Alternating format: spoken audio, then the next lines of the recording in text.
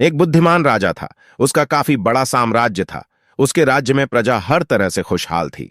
राजा को अपने उत्तराधिकारी की तलाश थी। उसके 3 बेटे थे। राजा इस पुरानी परंपरा को नहीं निभाना चाहता था कि सबसे बड़े बेटे को ही गद्दी पर बिठाया जाए।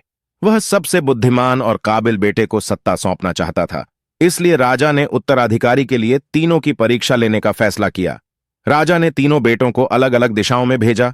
उसने हर बेटे को सोने का एक एक सिक्का देते हुए कहा कि वे इसे ऐसी चीज खरीदें जो पुराने महल को भर दे। पहले बेटे ने सोचा कि पिता तो सठिया चुके हैं, इस थोड़े से पैसे से इस महल को किसी चीज से कैसे भरा जा सकता है। इसलिए वह एक मैखाने में गया, शराब पी और सारा पैसा खर्च डाला। राजा के दूसरे बेटे ने इससे भी आगे सोचा। वह इस नतीजे पर पहुंचा कि शहर में सबसे सस्ता तो कूड़ा कचरा ही है। इसलिए उसने महल को कचरे से भर दिया। तीसरे बेटे ने 2 दिन तक इस पर चिंतन मनन किया कि महल को सिर्फ एक सिक्के से कैसे भरा जा सकता है। वह वाकई कुछ ऐसा करना चाहता था जिससे पिता की उम्मीद पूरी होती हो।